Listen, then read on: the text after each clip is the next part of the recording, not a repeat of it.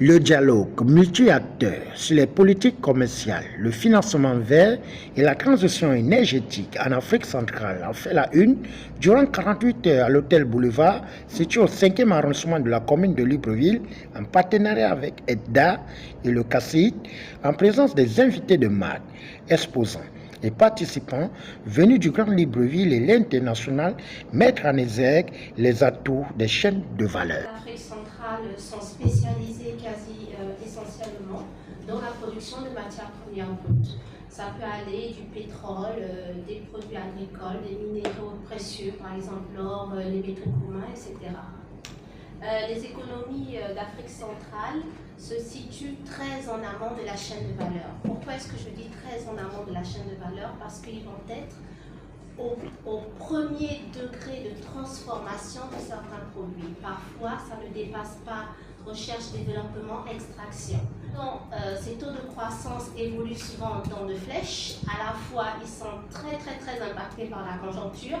À la fois, ça peut être en hausse. À la fois, ça peut être directement une grande dégringolade. Donc, malheureusement, ça va enfermer nos économies dans un cycle de boom et de crise.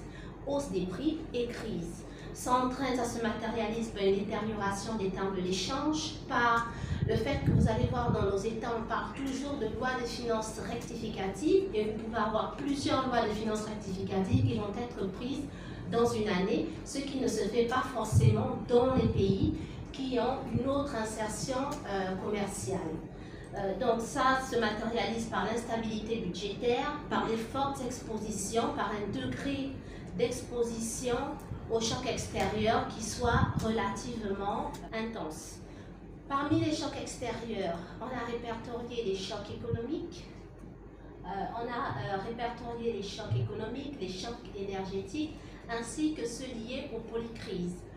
Je ne peux pas vous donner toutes les données parce que sinon on va passer toute la journée ici, mais si on regarde par exemple les chocs énergétiques, ça va avoir un impact plus important sur les pays qui exportent par exemple des hydrocarbures à l'état brut. Si on voit le Gabon, le Cameroun et l'Angola, il peut avoir des chocs énergétiques, une exposition aux chocs énergétiques qui peut varier de 55,7% pour le Gabon, 68,3% pour le Cameroun ou 62,1% pour l'Angola. Si on regarde au niveau des polycrises, c'est lorsqu'on va avoir une succession de crises comme ce qui se passe en ce moment.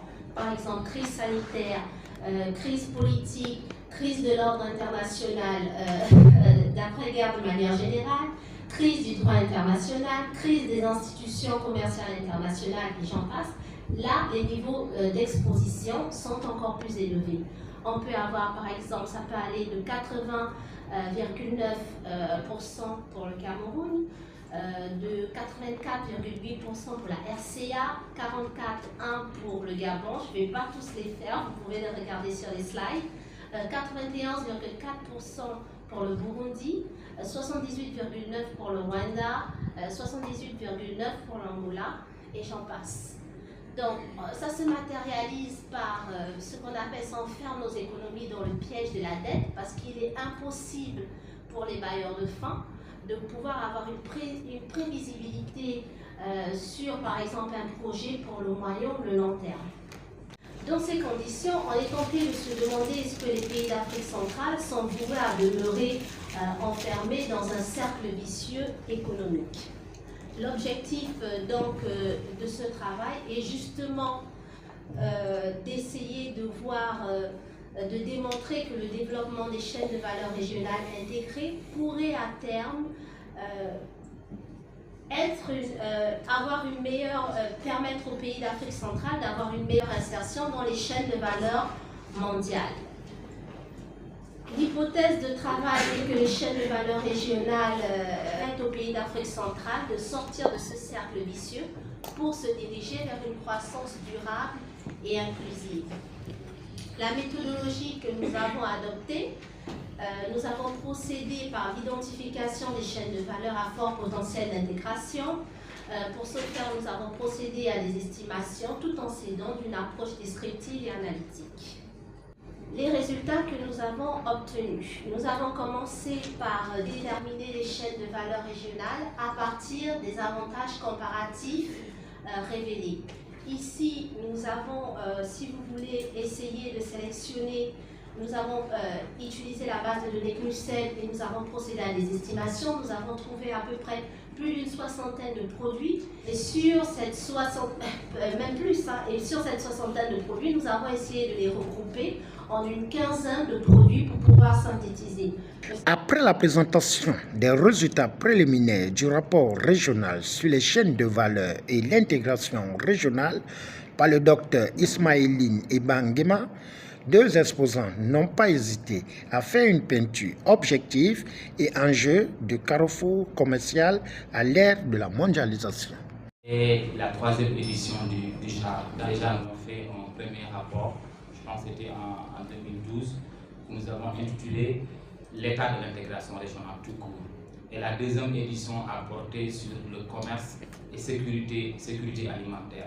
Et cette fois-ci, nous avons fait un petit virage vers le commerce et chaîne de valeur.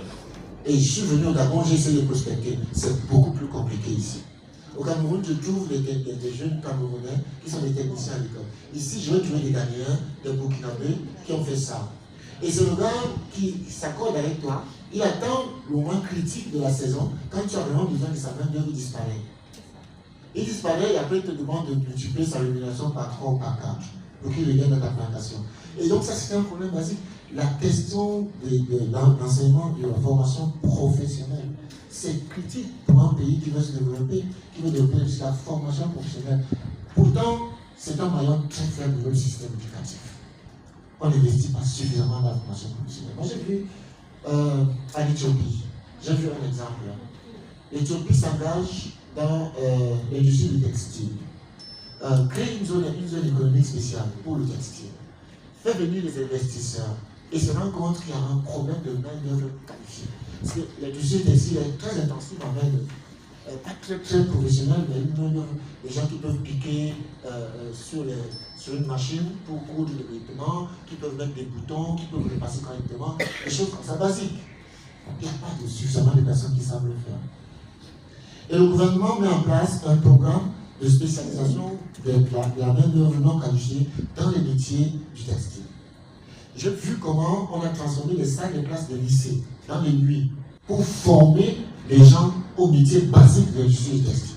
Nous déduisons que le potentiel de l'Afrique centrale au service d'une compétitivité régionale est pour attirer le profit de la ZLESCAF selon la colonne vertébrale des échanges et partage d'expériences de cette rencontre qui a réuni experts et participants.